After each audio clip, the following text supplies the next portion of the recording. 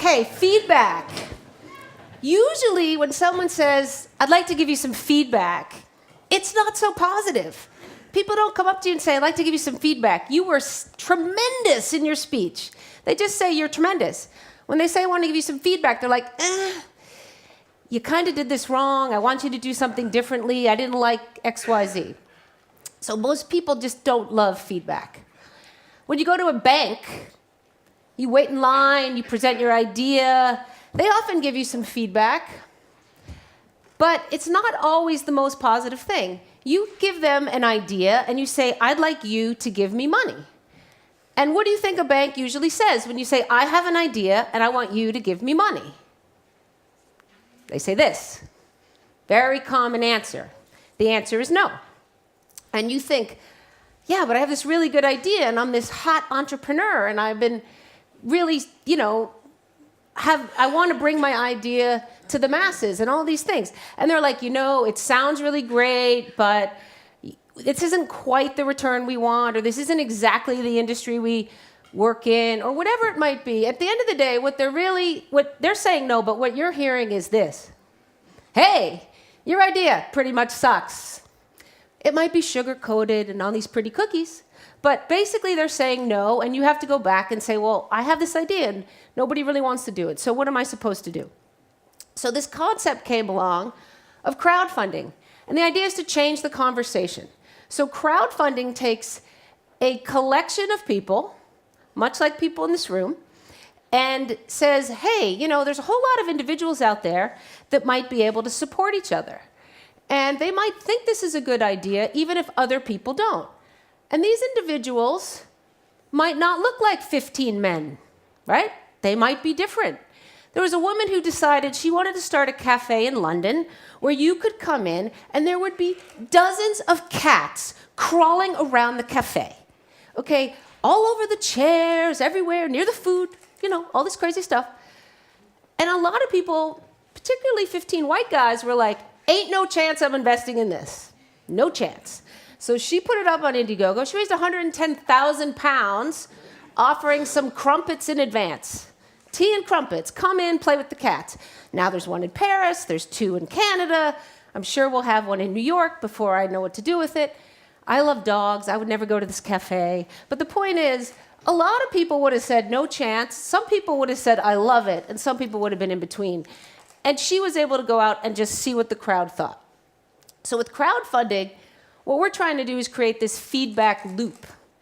And you have an idea, you would like some money, but there's a whole lot of other things that you're going to get from crowdfunding. And these are the important things. You're going to validate your market. Does anyone even want this product or service? This is something that investors really want to know up front often.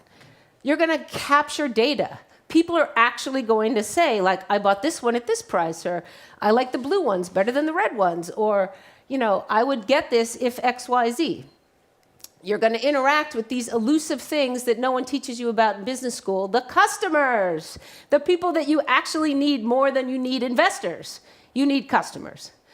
And you're going to identify the influencers in your space they might be bloggers that write up something about your campaign.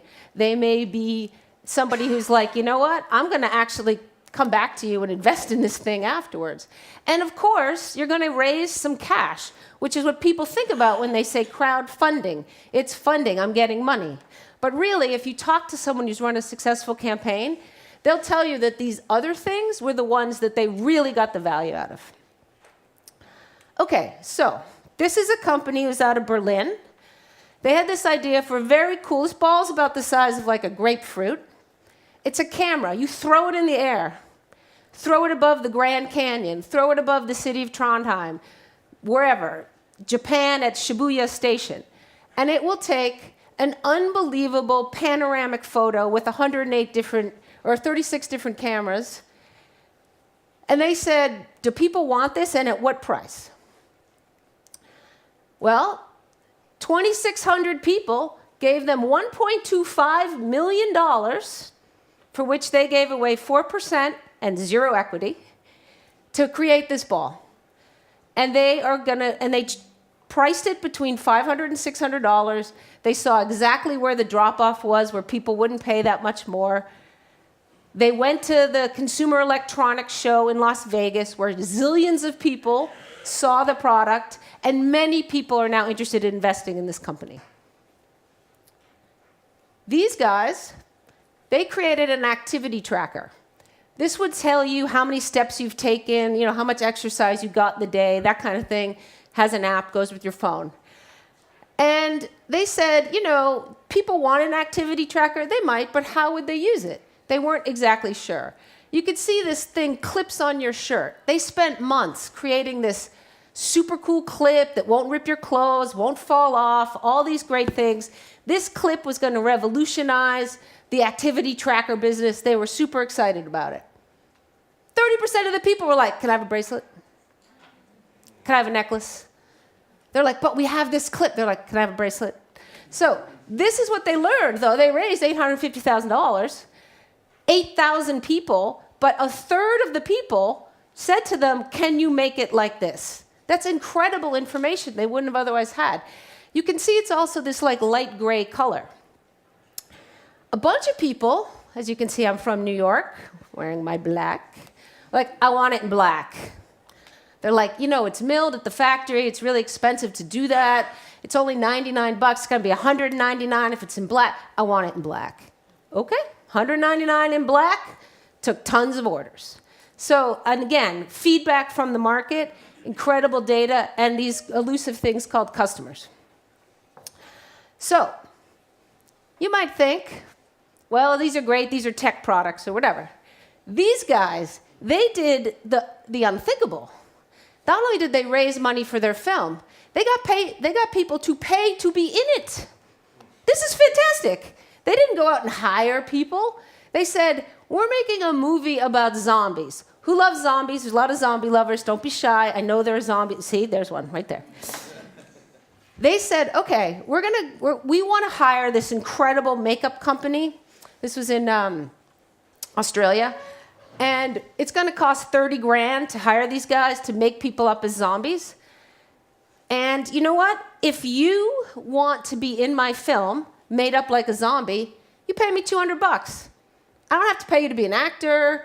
You're coming there. You paid me. I make you up as a zombie. If you want to be killed in my movie, $1,000. Sold out. They launched a second Indiegogo campaign to get 5 more dead zombies. $5,000 in the bank. I mean, this is fantastic. This is my kind of business model. You pay me to do my job. Fantastic.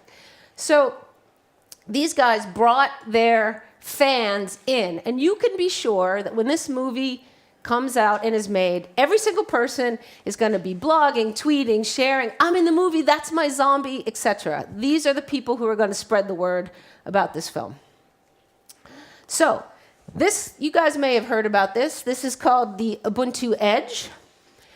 A company in the UK called Canonical tried to make a phone that would be basically your entire computer in your phone in a really slick, beautiful-looking phone.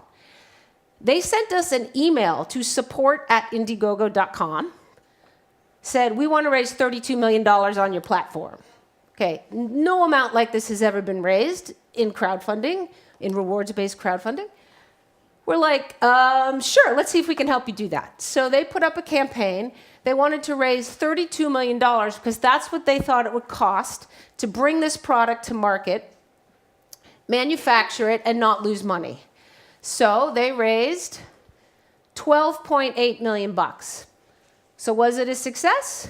Absolutely. 27,000 people gave them their email address, contributed to the campaign, wanted to learn more. They got massive coverage in the media for even attempting to raise $32 million. And this phone is coming out in the fall because half a dozen OEMs, or original equipment manufacturers, said, there's demand for this thing. I will bring this to market. This company didn't lose $20 million in the process of bringing out a product that only $12 million people would pay that price. Folks who made the Surface might want to talk to them about this model. So, huge success for them without losing any money in the process. and 27,000 people in their database. This was another one that was super interesting. There was a woman behind this company who created a brain-sensing headband. Like the future would be, I can use this thing to like move stuff or, very future. But what it does now is it helps you concentrate. So while you're sitting in here and you're allegedly concentrating really hard on what I'm saying, you're like, oh, I gotta get milk, I didn't feed the dog, like whatever. You're thinking about other things. Your brain is not necessarily 100% focused. So what this does is while you wear it, it gives you feedback as to how hard you are actually concentrating. So you can train yourself to be more focused and be more efficient. So she went out to the venture world to try to get some Series A funding for this product. And they were like, it's a little new agey, little space agey, not really sure. The woman behind it didn't have a big, Rolodex of experience and background and all of this. She was a scientist. She believed in her product. So she's like, well, I'm going to put it up for crowdfunding, see what happens. She raised $287,000 of her goal, which was 150. And not long after that, she raised $6.2 million in Series A investment. And I tell you what, she probably got a better deal on that Series A investment than she would have before she raised her $287,000. So crowdfunding isn't necessarily about replacing certain parts of the funding value chain, but it's about coming in where maybe there isn't a current opportunity and giving a lot more information to the investors who are going to come down later in the road. This was an interesting product. This is a woman who decided she could make basically think of it as like a granola bar, a snack bar, from a bunch of crazy kinds of foods that grow in abundance in places like Asia and Africa. And she's like, I want to get this into mainstream stores. She's like a woman who's at home cooking in her kitchen. So how is she going to do that? Is anyone going to want it? Will people buy it? So she came and she tried to raise 50 grand. She just got over her goal. And she's now going out to, she got her 50, she made her first run, she got 1 or 2 Whole Foods to start carrying it. Now she's going to an equity crowdfunding site and raising money to invest in her company. And she's raised already 130,000 of the 350 she's looking for on this very specific food-based equity crowdfunding platform. So she took reward crowdfunding as her first step. Now she's doing equity crowdfunding, and who knows, maybe she will get General Mills to pick up this product in the end and, bring it to the grand masses well beyond the Whole Foods. So these are just a few examples of what you can gain from crowdfunding and some of the different things we call in the feedback loop. Understand if there's a demand for your product. Build awareness, like they did on the Ubuntu phone. Capture data. What is it that people really want? And how can I use that in the future to inform other products that I might make? Identify influencers who will help bring your product forward. And of course, the good part, get some money. So how is this changing some of the finance landscape? Well, one thing is entrepreneurs get to keep the equity in the very early stages, which is fantastic. They also have data and customers in advance of their minimal viable product. MVP is something a lot of people talk about. Do you have an MVP? Well, they have a prototype, and they got a bunch of data about what people want, and they got actual customers, even though they don't even quite have that MVP. So for entrepreneurs, they're having an opportunity to keep the project going forward, even if they can't get into Startup Lab or get a VC. And maybe even the folks at the VCs and at the Startup Labs are going to start asking more, and this is happening a lot in the US, is like, well, crowdfund it first. It's becoming part of the process. We want to see if there's demand for your product. You say you think it's great, go out and prove it. And it's also quite a good challenge for somebody who's never really run a business before to think about pricing and positioning and how you're going to market it and who's going to be your customers, et cetera. So finally, financial institutions. Microfinance has thought about the crowd for a long time. They give some few dollars to a few people, and then they build around it a system that's like making sure everyone else repays those loans. It's kind of like, don't screw it up for the rest of us kind of thing. This is kind of the opposite. It's like, hey, there's a whole lot of people out there who might believe in this, even if a small group of people don't. And what we think might happen, imagine you're a bank, and already you give me a mortgage, and you give me a auto loan, and you give me a checking account, you give me a savings account, and then I say, can I get a small business loan? No. We'll give you all that other stuff, but we're not going to give you that small business loan. So what if I said, well, hey, what if I crowdfund something successfully? Would you cover my fees if I do it successfully? And then I promise you I will come get the loan from you. And then they say, oh, then it's proven market already, and we think you're actually going to be able to repay this loan. Yeah, that might be an interesting idea. So those are the kinds of things where financial institutions may start to come down to the, come and look at crowdfunding as a way to further mitigate risk in investing in small business. So, we'll see. We'll see if that happens. So the idea is you want to shift that balance for fewer no's and a few more yeses. And one thing that's kind of cool about Indiegogo is on our platform, you can put up anything you want. You have a tech idea, you have an idea for a film, you have a social enterprise, your neighbor's house burned down, whatever it is. If you want to raise money for it, you can come put it up on our platform. We don't ask you for an application. There are very few countries that you can be from that don't work. They're usually ones that we're at war with, like, North Korea or something. But Norway's good. We're good. You could come, and we're not going to tell you no at all.